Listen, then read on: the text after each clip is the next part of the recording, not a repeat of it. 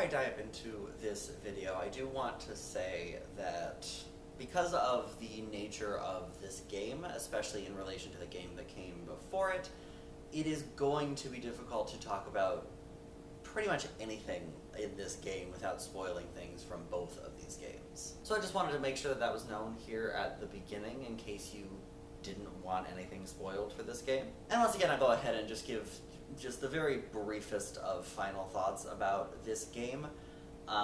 It's very similar to the previous game. There's just a lot of things that aren't explained, and as a result, it's just not as good. And so exactly like with Key to Ravenhearst, I give this game a 6.5 as well. So with that spoiler alert out of the way, let's go ahead and talk about this game.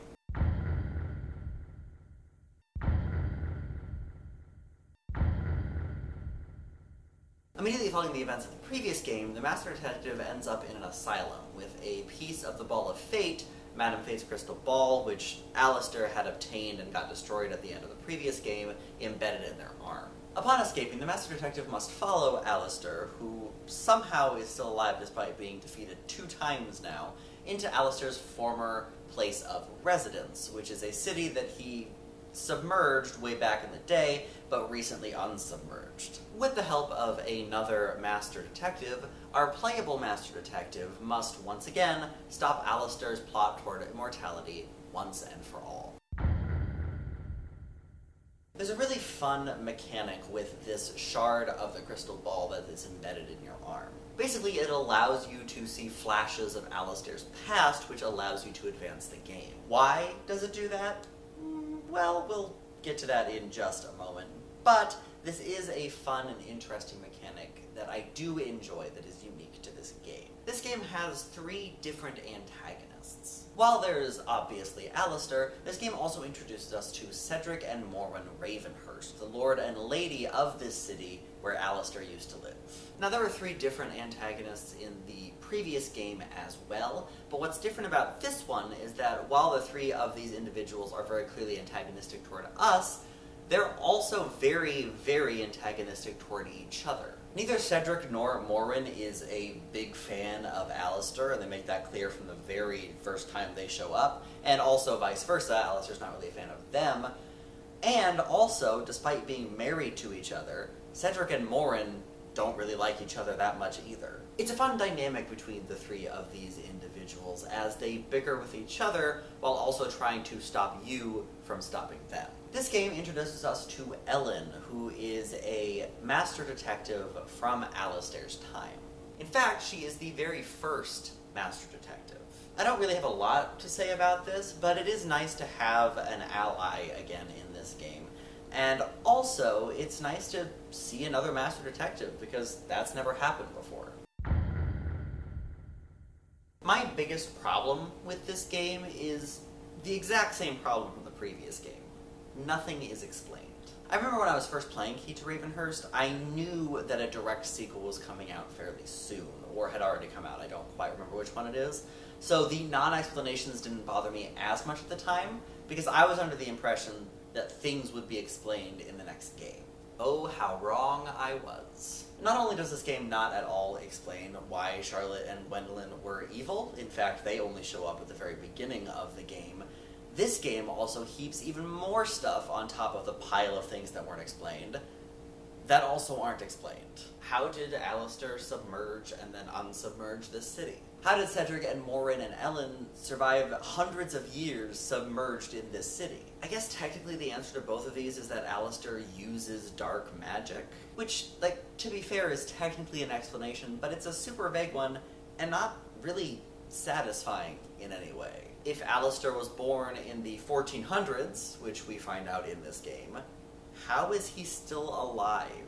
I think part of it is because part of his soul is inside of his Raven familiar Thanatos, but again, it's not really explained all that well. Also, when I was doing some research into Alistair to try to see if I could find any answers in any capacity, I went to this Mystery Case Files wiki, and apparently Alistair lived with the Mistwalkers for a little bit, and that's part of why he was able to live so long. I've played both this game and also Dire Grove Sacred Grove, which is where the Mistwalkers come from, multiple times, and that's never mentioned in either of these games. So I honestly have no idea where this information is coming from. And honestly, that just raises more questions that also aren't explained.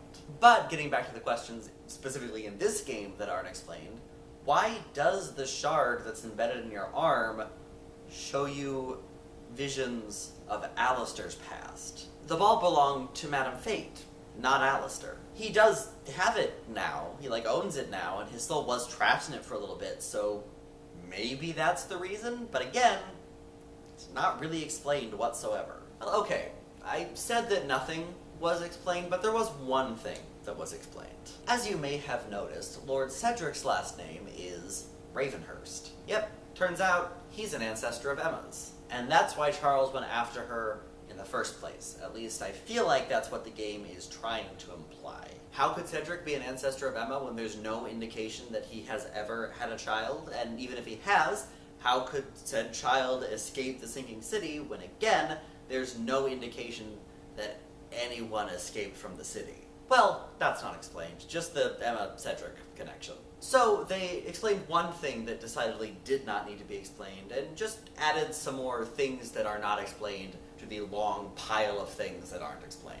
This entire game is focused on Alistair. We find out more about his backstory and learn a little more about his motivation. And I'm sorry, he is still not interesting. You know what I learned in this game? Alistair is evil. The backstory just emphasizes how much he is evil, and his motivations are basically that he wants to live forever, and he has spent his entire life, from the moment that he was living here in this town back in the 1400s, to the present day, trying to achieve that goal. The one good thing connected to Alistair about this game is that I think they have removed any possibility of him ever returning. Because seriously, he's just not that interesting. And really quick, I do want to emphasize the fact that just because a villain is just evil, it doesn't necessarily mean that it's inherently a badly written villain.